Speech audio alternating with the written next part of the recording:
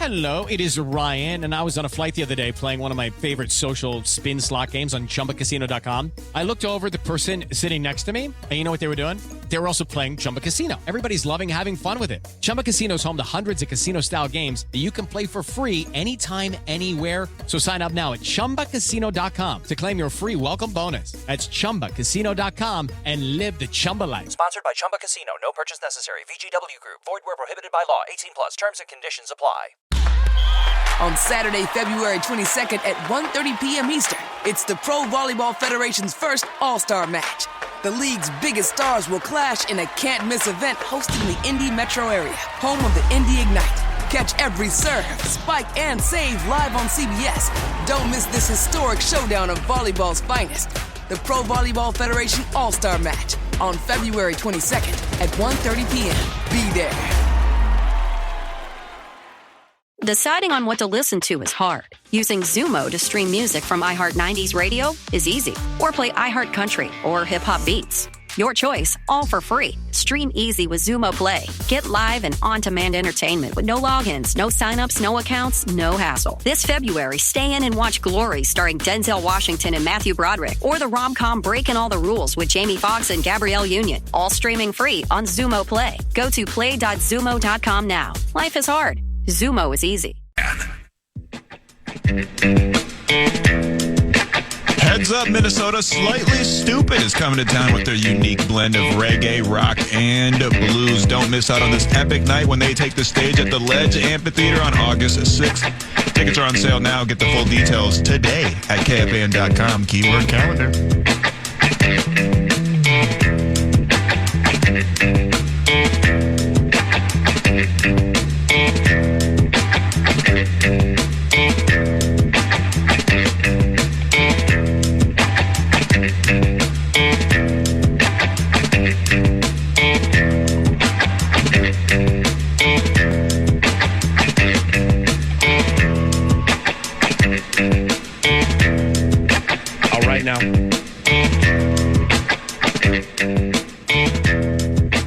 Here comes one of our favorites, Ben Goessling, Star Tribune, StarTribune.com. He is the scribe, and he joins 9 to noon courtesy of Standard Heating and Air and StandardHeating.com. And there's a question I've been pining to ask you for 6 days and change, maybe 7 days, right to this moment. 10:08. Okay. Good morning. Good morning. Probably since this time last week. Yeah. How's the newsletter going? It's going well. Is it? Yeah. We take a little bit of a break. What are you doing with the newsletter? Well, it's been fun. I've got actually one coming out in a week or so, kind of going a little more of a every other week or a couple times a month basis in the off season. So figuring this out a little bit, but doing kind of a what really happens at the Combine newsletter, kind of talking about here's the Combine functions in the way that you see it on TV, where there's the workouts and there's the press conferences and all of those kinds of things. But there's this whole other part of the Combine that is kind of the unofficial kickoff of the offseason. It's kind of the equivalent of baseball winter meetings, I think, in a lot of ways. So a lot of the story in this next edition of the newsletter is what goes on at the Combine and why it's important for those reasons, because a lot of the things that you're going to see happen in free agency get their start at the Combine, whether or not they're technically supposed to. Right. Because some of that is not supposed to be happening, but there's so many ways that it can that people kind of just, it's like gambling in Casablanca kind of stuff. So the next version of the newsletter is about that, and you can find a sign up for it on the Vikings page at StarTribune.com if you're interested in such things. Okay, the imagery was elite, but take me in the weeds of gambling in Casablanca. So like the Combine and Monte Carlo. Yeah, like what do you mean? Well, I mean like all of the discussion that's not supposed to be happening yet because it's tampering. What I mean is specifically is times where it's a movie reference. Yes. Oh, so I'm Humphrey Bogart. Right. Hey, You're the NFL's kind of doing that. Hey, I don't see anything. People aren't supposed to be talking to players they might want to sign or agents of players they might want to sign, even though free agency is still a couple weeks away.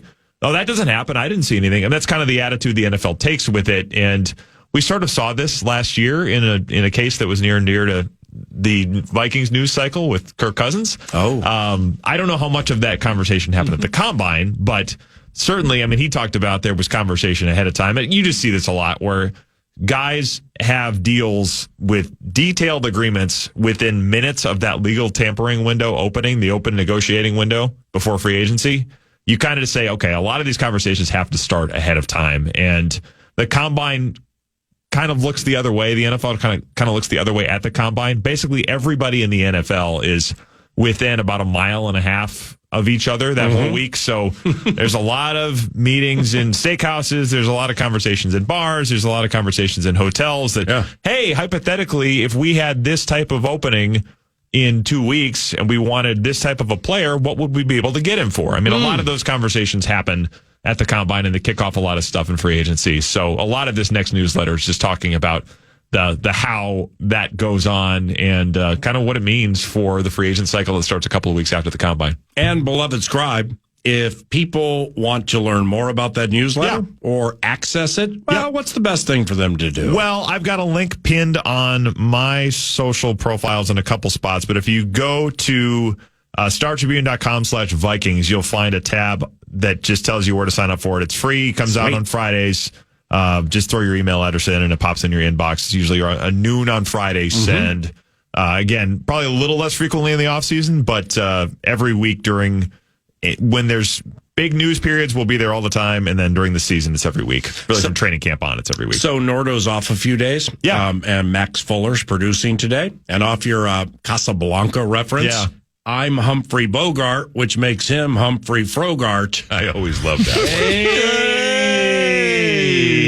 You had to take a peek, didn't you? Yeah. Well, I mean, I know what his fro. I know his fro is there. It's always there. It's always formidable. But he's Humphrey Frogart. Yeah. It was. That's a good setup.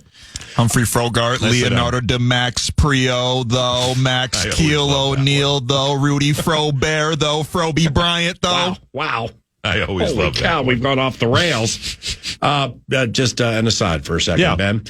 So I got a tweet because I didn't have Twitter open during that first hour. Yes, sir. Let's bring Ben into this bit. When it comes to writing about ownership-related things, majority ownership going to minority, and you don't have enough money or you missed a deadline, and like one of the owners comes over the top. Well, financially, I've never been in a better place. I have hundreds of millions of dollars liquid I can get to right now. Super comfortable quotes like that. Are those fun stories to research and write and try to get the sneaky background? Because it's just for me, it's not necessarily uncomfortable. Yeah. I'm in it for the games. Yeah, I can't say that I've ever done it on the level that's going on with the Timberwolves right now. And this has been a pretty unique one anyway. But I don't know that I've covered an ownership change in a beat that I'm on. I mean, the Wilfs bought the Vikings in 2005. I came in 2012. The Nationals were not for sale when I was covering them. And then the Wild and Twins have been owned by the same people. Certainly were when I was covering both of those teams for about 5 minutes back in 2012. So I haven't gone through something like this, but the reporting is just so different because you're trying to talk to people in circles that just aren't in your typical reporting day. Yeah. So if somebody has the Twins obviously right now too. And if somebody has an agenda and you've worked with them and you may know I see what's trying to happen here. You think that I'm going to scratch your back because you're going to scratch mine? No, that ain't happening. Yeah, there's always a little bit of that game that you pick up on. And certainly when it's that type of thing where it's ownership of a team, the stakes are really high, the investment is extremely high, there's always going to be perception things that people are trying to manage and agendas that they're trying to kind of further for their own gain. So you do have to be aware of those things. But this is a little bit different than, I guess the thing that makes me think of a little bit is when I was working on that story a few months ago on the Wilfs and their 20 years of ownership, I ended up talking with Richard Davis, the former CEO of U.S. Bank, who was the CEO of U.S. Bank at the time that the Wilfs bought the Vikings. And obviously U.S. Bank Stadium and the Super Bowl, all of those things are pretty connected. Richard Davis was pretty involved in all of those things happening, at both the naming rights and then that Super Bowl coming to that stadium.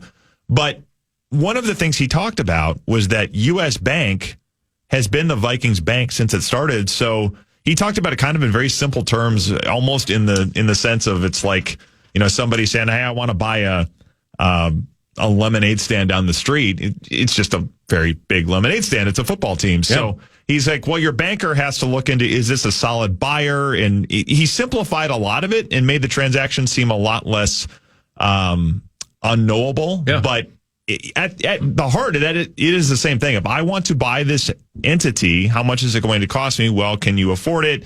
What's going to go to all of those things? But they're different because you become the face of a franchise when it happens. And, for the Wilfs, that was certainly a unique thing. I don't think they went into that thinking we're going to be the faces of the franchise. And they talked about this takes a while to figure out how to do this. I'm now in charge of a team that this state lives and dies with, meaning my decisions are going to affect all of these people. So there is, I think, that piece of ownership that it was interesting to hear Richard Davis talk about, that the Wilfs were kind of getting used to and growing in that part of their ownership over the last 20 years. I imagine A-Rod and Mark Laurie are going to have some of these same things. Whoever buys the Twins is going to have some of these things as well. But that's my best window into it, just having done that story. But it's a fascinating thing. I don't think it's boring because it is going to affect. Yeah, that's a good point. It's going to affect the day-to-day. I mean, how an owner goes about it. I mean, look at the Vikings for this example. The fact that they have a stadium that is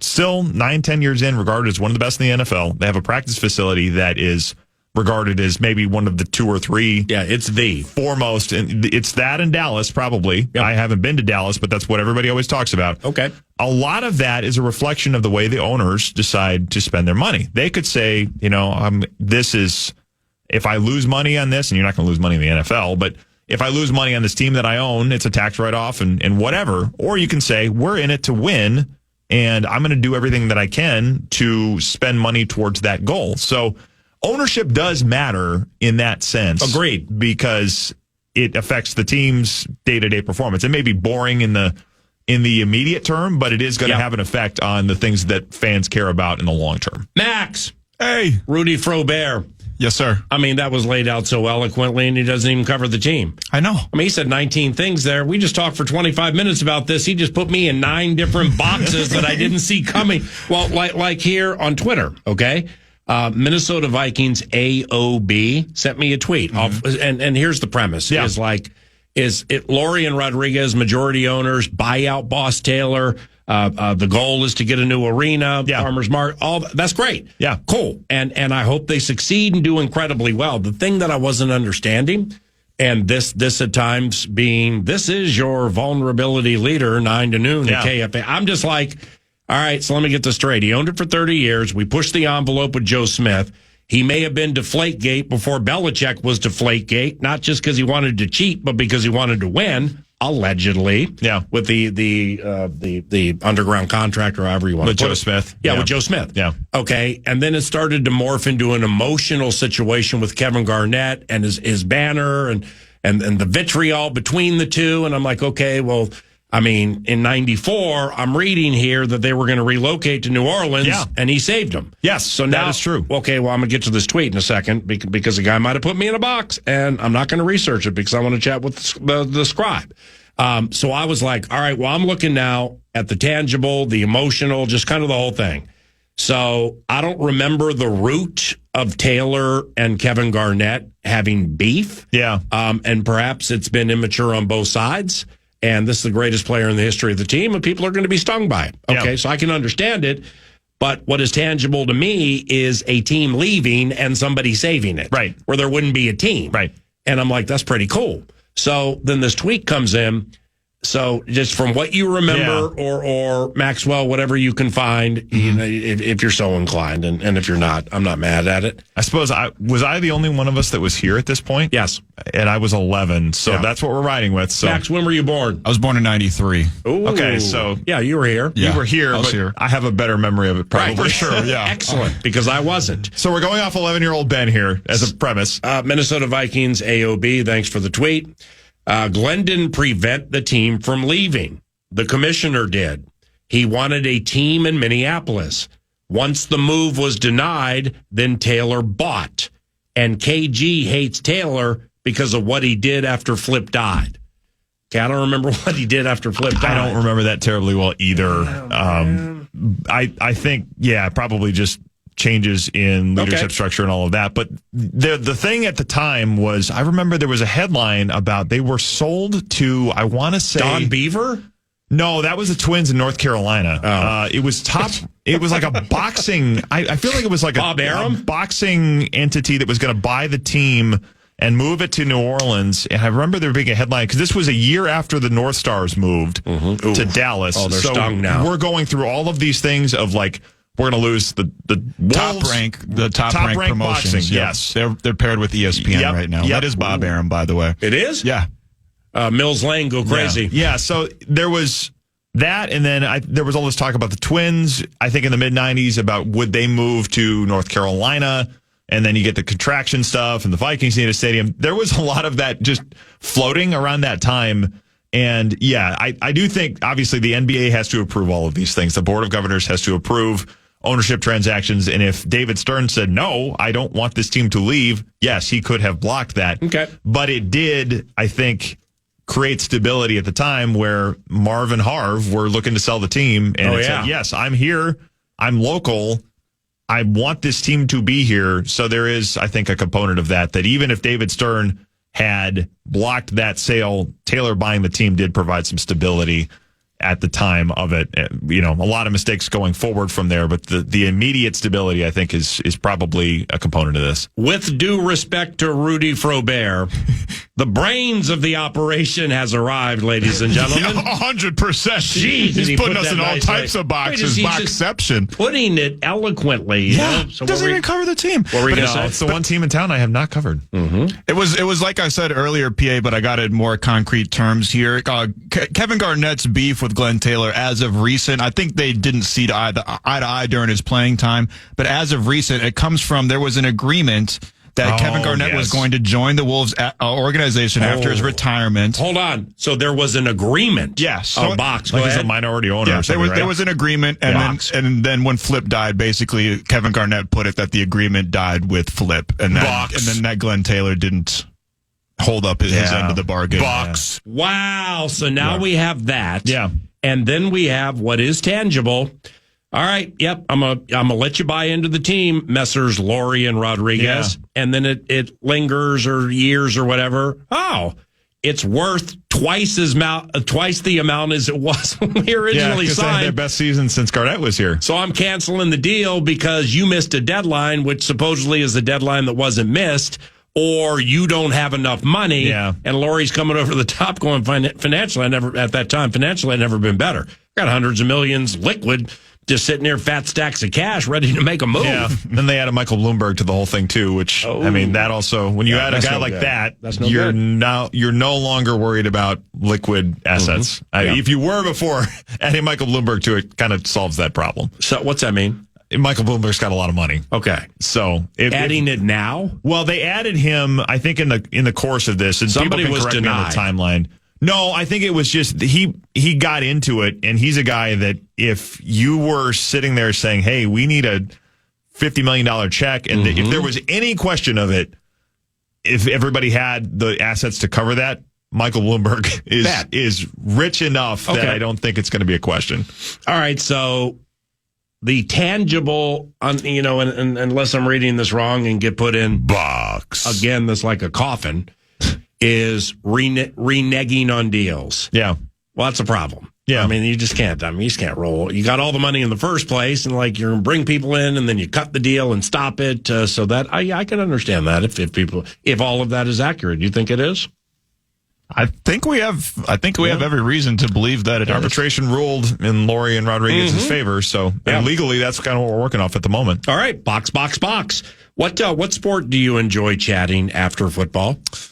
Boy, when is after? I guess my response to that is when is after football. Good point. Okay, Does so it exist? After chatting about football, along with chatting football, which sport or talker, sports related outside of faith, Bible, theology, stuff like that, what sport do you like diving into? I kind of go back and forth. As a kid, I was a big NBA guy. I lived in Southern California, like in the early 1990s. So I actually grew up a Lakers fan because it was 90, 91, like that last Lakers team that Magic dragged to the finals. was kind of the first team I fell in love with. It was after Showtime. It was like Sedale Threet, Sam Perkins, Vlade was the center. I mean, they were old, and they ended up winning game 1 at Chicago Stadium and then lost to Jordan's Bulls. So I had a big NBA phase for a lot of my childhood. That's probably faded some. You know, honestly, this is the one I chat about the most, and this is going to probably bore most of the listeners. Track and field is probably the one I spend the most time chatting about because it's the one I coach. After talking about Milrose games this weekend were very exciting. The what? The Milrose games, Grant Fisher and Cole Hawker in the 3K. Ooh. It was outstanding. So after chatting about the Rosie Ruiz controversy and the exploits of Sebastian Coe, where do you go in the conversation? The Olympics were fantastic last year. You go with all of that stuff. These guys are still running, and they're multiple world records set in a meet in New York over the weekend. So Sha'Carri, though. Yep. Well, but see, I think the next obvious part of the situation here is that's great. That's beautiful. Yeah. It's a passion I've worked in horse racing 3 decades. Right. Okay, so I'm the last one that's like, hey. We can bring it back to the big four here. I like handicapping, and I like talking about, Affirmed and Alydar and Secretariat and American Pharaoh and all that. But kind of like track and field, I think the fair question is, that's wonderful, but like, where do you find people to chat? Well, with whom to chat? It's a smaller community, that's for sure. I mean, it is one of those things. That sport it's kind of funny. That sport has kind of struggled with this idea of how do we get more people to care about it, because people turn it on during the Olympics and like, hey, this is great. And then it just kind of goes away for 4 years. Yeah. But Michael Johnson, the great U.S. sprinter in the 1990s, is starting a league in the U.S. this summer, I think with the hopes of getting more attention on this on a regular basis. Yeah. That's not just every 4 years. Certainly NBC has a lot of interest in this because NBC has the Olympics. Isn't Ice Cube involved and they're trying to recruit Caitlin Clark? That's not it? I don't think so. All right. They booked a lot of the stars. I mean, Sydney McLaughlin-Lavroni, who you see on a lot of Gatorade commercials, the hurdler that's probably one of the most dominant athletes in the world, she's in it. A lot of the stars you'll see from the Olympics last summer are in this thing too. But yeah, they've got a ways to go in terms of getting people interested in it. You know, like it used to be. I mean, probably in the early days of TV, you would see more of it. In the 70s and 80s, probably a little more of this in the Olympics. But yeah, getting interest in it more than once every 4 years has been a challenge for that sport, no doubt. Have I shared with you on or off the microphone my brush with track and field immortality? I don't think so. High jumper Dwight Stones? No, I don't think so. I've never, you know who he is? Yeah. Okay, cover of Sports Illustrated, whatever. Yep. So I moved with one of my mother's divorces, God rest her soul. I ended up in Southern California in 79. Yeah. All right, so Dwight Stones is USC, I think, right? High jumping immortality at that time, all right? So I go to high school, and my high jumping at that time, because I did it at Lord Baltimore Junior High School outside of D.C. Yeah. 5'10", 6 feet, something like that, as a freshman. It's pretty good as a freshman. Yeah, I got like 5'11", 6 feet, and it was pretty good. Roll into Southern California. All right, cool. You know, it's I can jump. Yeah. Everybody else can jump. Neighborhood's a little different than where I came from, but we'll see if they can jump, because I can jump. Yeah. And so I got beat as a freshman for the varsity track and field team, and I was JV for 1 year. I got beat by Dwight Stone's nephew. I always love that. Cat's name's Chris Roberts. Yeah. Never forget him. Tall, lanky, like Dwight Stone's. It was his nephew. My man was 6'3" and above in like 8th grade. Yeah. Well, so how'd you get so good? Following Uncle Dwight. Right. On the beaches and, just he taught him how to jump and everything. Yep. There is an element of that. Wow. And it's different in California. I mean, the times and the marks you see come out of California are pretty impressive. And the funny thing is you see a lot of names, and I do this a lot. It's kind of a bit on Twitter. I'll do this where if there's a football player that looks particularly fast, I'll go find his high school track times. What you find a lot is a lot of the great players in the NFL, including a wide receiver in this town, was a 200, 400 guy, and I believe triple jump in high school, Justin Jefferson. A lot of them were out for track and field in the spring because it's great training, it's great conditioning. So it's worth your time, kids, if you're listening. But you got to be careful, because there could be people from South Carolina high schools who are track and field immortality, like Troy Williamson.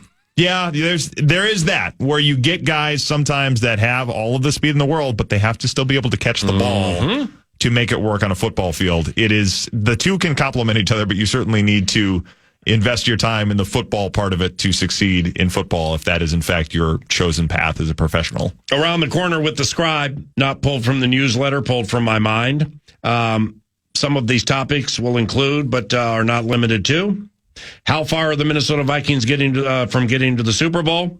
Is it a big combine for free agency steam coming up because the Minnesota Vikings have money? And the Eagles and Chiefs hit on so many draft picks. What does the scribe think about that?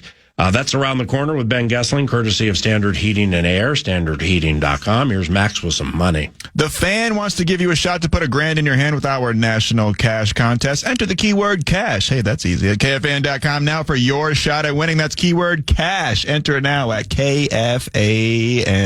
Hello, it is Ryan, and we could all use an extra bright spot in our day, couldn't we? Just to make up for things like sitting in traffic, doing the dishes, counting your steps, all the mundane stuff. That is why I'm such a big fan of Chumba Casino. Chumba Casino has all your favorite social casino-style games that you can play for free anytime, anywhere with daily bonuses. So sign up now at ChumbaCasino.com. That's ChumbaCasino.com. Sponsored by Chumba Casino. No purchase necessary. VGW Group. Void where prohibited by law. 18 plus. Terms and conditions apply.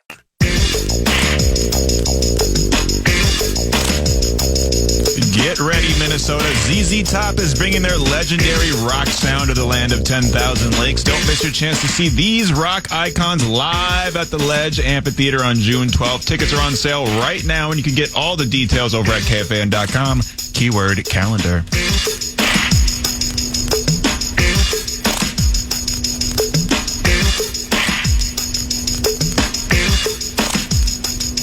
All right, so let's take it here. Off the what do you enjoy chatting about sports-wise outside of football? Do you ever get tired of chatting football?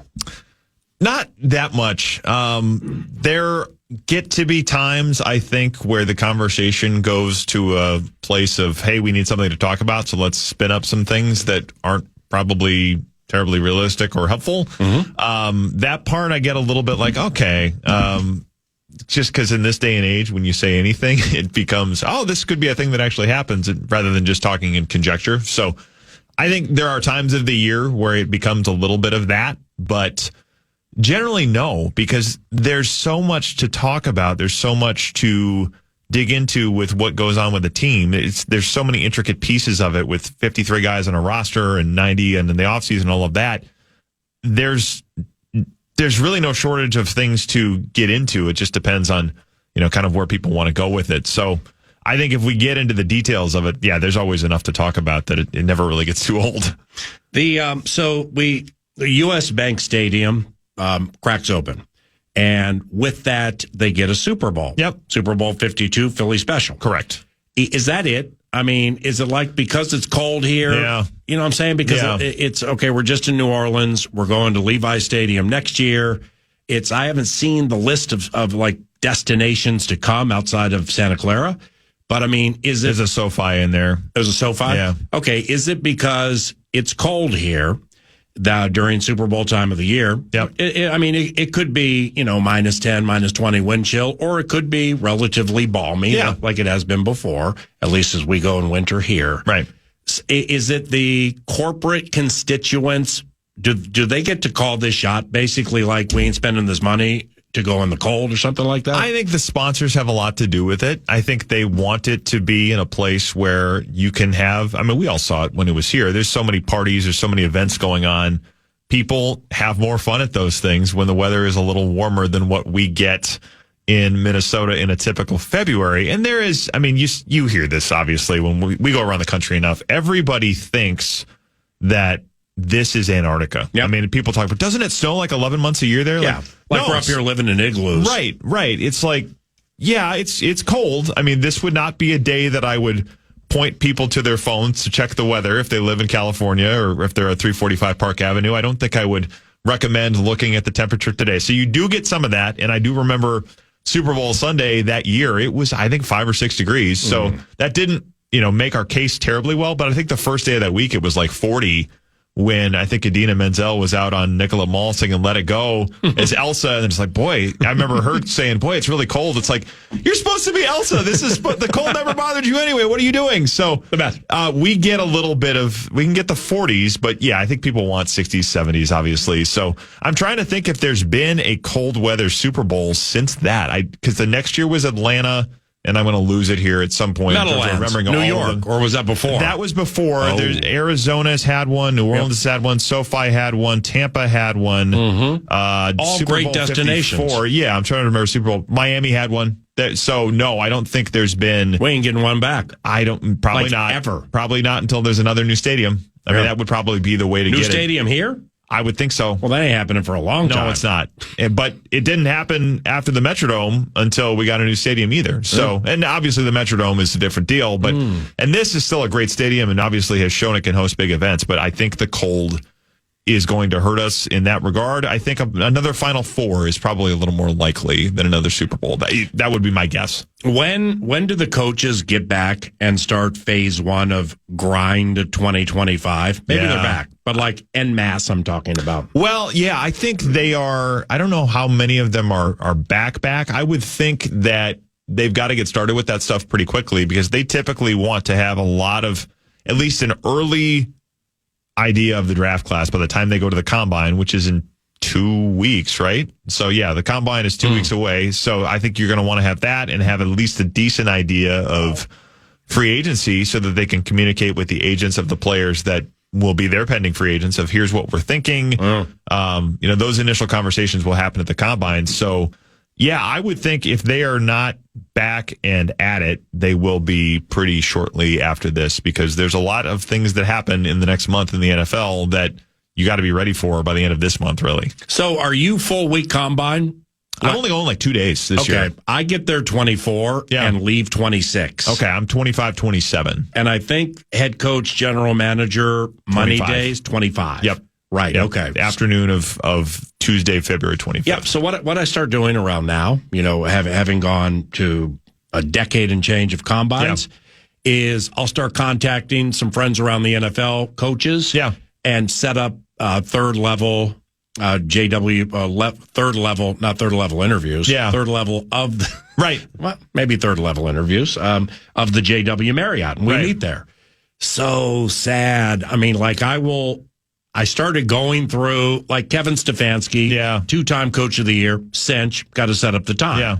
O'Connell, Kwesi, maybe Gregson at the table, by the by where all the podiums are and stuff.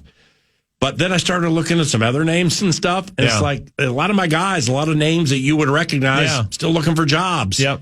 They're just it's sad, you know what I mean? There is that cycle, and I think there's still going to be some jobs to be had because a lot of these coaching changes just got done, and then you're probably going through a few of the dominoes of people take different jobs, different places, or people are still hiring to fill out their staffs. There's probably going to be a few more things that happen yet. I mean, the Vikings have one opening on their staff to fill right now for an assistant QB coach, and we'll see what that looks like after Grant Udinski leaves for Jacksonville to be the offensive coordinator. But I would think there'll still be a few openings for people to get jobs and land in places because I don't think all of that shuffling is completely done around the league yet. Mm-hmm. How about Clint Kubiak?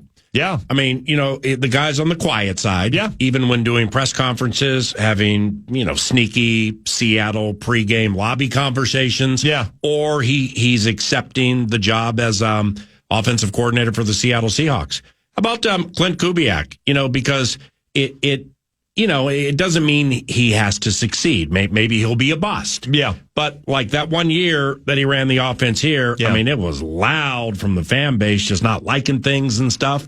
And then he moves on, becomes a coordinator for the New Orleans Saints. Yep. Now he gets hired by, I think, a second-year coach, Mike Macdonald. Yep. Right. Well-respected guy. How about Clint Kubiak as offensive coordinator for Seattle? Pretty cool. Yeah, he has reinvented himself a little bit, I think, because, yes, it was not great here. That was a tough situation to walk into. He was the, I think, 5th different coordinator in as many years. Yep.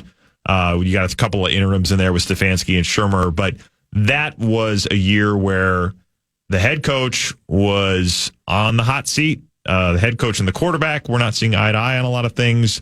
It was still coming out of COVID, which obviously was a big subplot of the reason the head coach and the quarterback were not seeing eye to eye. So that was not a great situation to walk into your first NFL job when that staff is a year from getting fired. And obviously it was fired at the end of that season. So he's done a nice job, I think, of getting past that. And certainly he's going to have a network in the NFL. The Kubiaks obviously are extremely well known, extremely well respected, and that has helped him out, no doubt. But I also think he's done a good job of showing people what he can be as a play caller and how he can run an offense independent of what happened here. Because, this is not a secret. This was not an easy place to call offensive plays in that regime when Mike Zimmer kind of wanted things done a certain way and was pretty vocal about it, I think, at least behind the scenes, if not publicly, about wanting it done that way. So I think when you're walking into that as a, whatever he was, 30-something-year-old coordinator, first time doing the job, first time calling plays, that's a tough situation. But I think he's done a nice job of growing from that and obviously gets another shot here with a team that was on the fringe of going to the playoffs. So we'll see what he can do with it. But, it's good for him to see kind of continue to grow and continue to get opportunities after being here. It's a confab with the Scribe. In our final segment with Ben Goessling, we'll hit on some potentially controversial, but certainly pragmatic and or pertinent topics involving football on KFAN. Hello, it is Ryan, and I was on a flight the other day playing one of my favorite social spin slot games on ChumbaCasino.com. I looked over at the person sitting next to me, and you know what they were doing? They were also playing Chumba Casino. Everybody's loving having fun with it. Chumba Casino is home to hundreds of casino-style games that you can play for free anytime, anywhere. So sign up now at ChumbaCasino.com to claim your free welcome bonus. That's ChumbaCasino.com and live the Chumba life. Sponsored by Chumba Casino. No purchase necessary. VGW Group. Void where prohibited by law. 18 plus. Terms and conditions apply.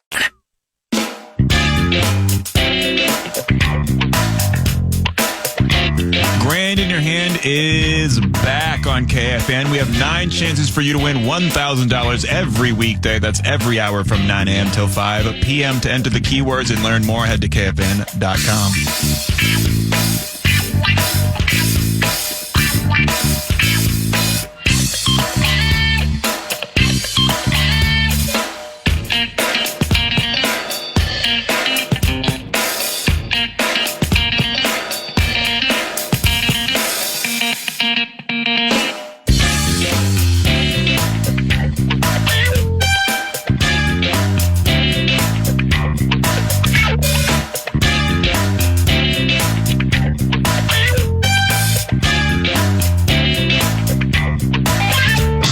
Ben Goessling at Ben Goessling via Twitter.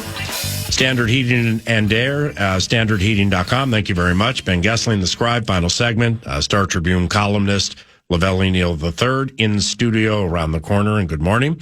How far are the Minnesota Vikings from getting to the Super Bowl?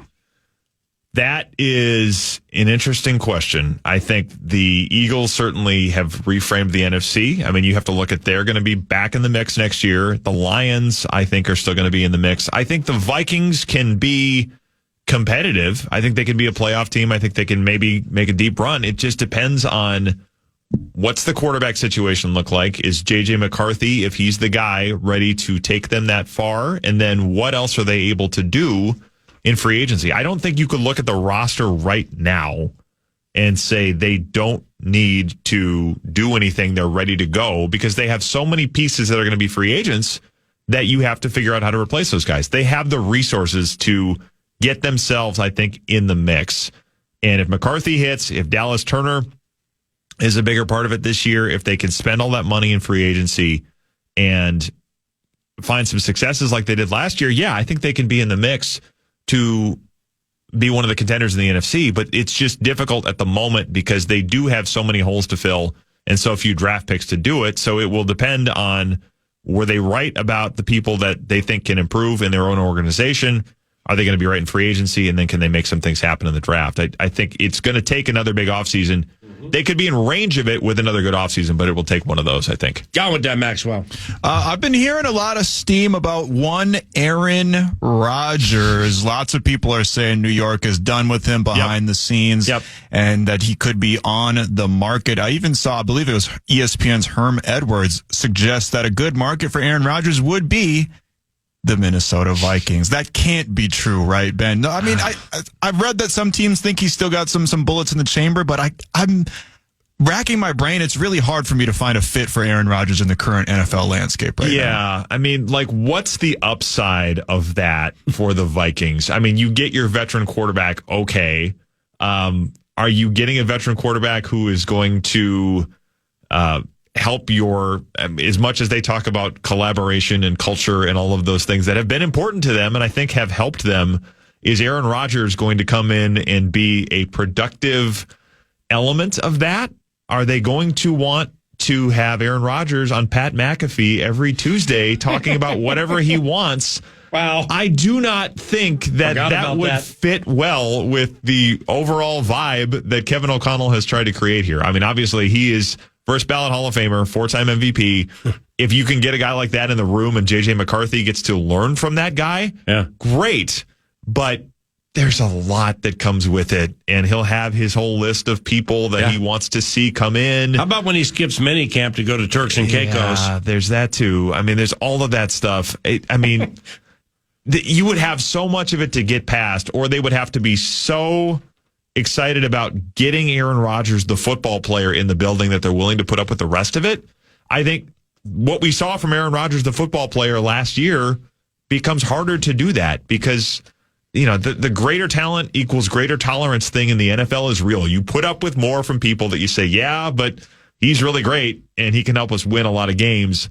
I don't know that version of Aaron Rodgers would be the one coming through the door at this point. So I get what people say it because the Favre parallel is Packers to Jets to Vikings.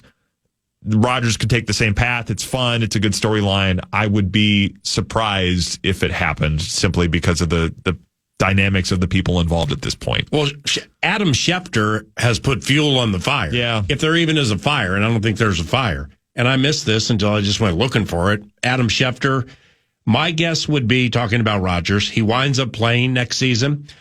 He can be selective and he can help a team. Yep. This is on McAfee, right? Was it? Oh, it was on the Pat McAfee show. I think so. And then he's like, what if Minnesota loses Sam Darnold? Okay. So what if Minnesota loses Sam Darnold? Yes, it's possible Aaron Rodgers could be the guy. It's possible Daniel Jones could be the guy. Yeah. It's certainly very possible that J.J. McCarthy is the guy, given how they feel about him. It's also possible they could trade way up and give a lot of assets to get Cam Ward or Shedeur Sanders. Right. All that of these things are possible. 100%. All of these things are possible. They could trade J.J. McCarthy and their first-round picks for the rest of the decade for Joe Burrow. That is a possibility. Does not mean it's going to happen. So, I think they're connecting dots, and maybe I'll be extremely wrong, but I would have a hard time seeing that one. Eagles, lastly, Super Bowl. Eagles and Chiefs clearly have hit on so many draft picks. It's a low hanger here, but it's important. McCarthy and Turner need to be big hits. Yep. As do the Thursday and Friday picks this year. Yes. To fortify what might be real good for a bit. What does the scribe think of that? I agree with that completely. I think you need to have some of these guys hit, both for the foundation of the franchise, that you're not doing, 1-year contracts or big free agent deals all the time. You want 4 years of controllable prices. And I think it's just, you want younger players. I mean, they like having older players that know how to run a defense that's as complex and as adaptable as what Brian Flores does. But you do need younger talent because guys are just that half step faster. They're probably going to be a little bit less of an injury risk, at least speaking on a general level. Yeah. I think all of that stuff is a more sustainable way to win in the NFL than trying to patch it together in free agency every year. And obviously the Vikings had a tremendous success rate of doing that last year. And I think overall in free agency, since Kwesi's been here, they've had a lot of success. They've hit on a lot of guys that they've pulled in from other teams, but you do have to supplement that with young talent that you control. That means McCarthy, that means Turner, that means hitting on the picks that you have this year and maybe trying to get more if they can move back a couple of spots and maybe get another top 100 pick somewhere in there or a fourth rounder or something like that. I think it becomes awfully important to build that way just because it's expensive and not terribly sustainable to do it the other ways. And lastly, casting the gaze forward. All right, so I like how you put it with the Eagles reset the conference. Yeah. Is that how you put it? Yeah. I like that. They reset the conference, and conferences they're not required to have resetting, but it's like mindset wise, ooh, Purdy's good. You got McCaffrey, you got Debo, you got Kittle, you got Trent Williams, you got Bosa. That's been the team you've been thinking everybody goes through. And Eagles were there a few years ago, fell off the cliff, kind of reset it. Love how you put that. A team, I think, potentially that could reset things next season. And lastly, I want your thoughts on this. I think the Rams are sitting on a good one. Yeah. If Stafford doesn't fall off the cliff next year, don't you think that the Rams?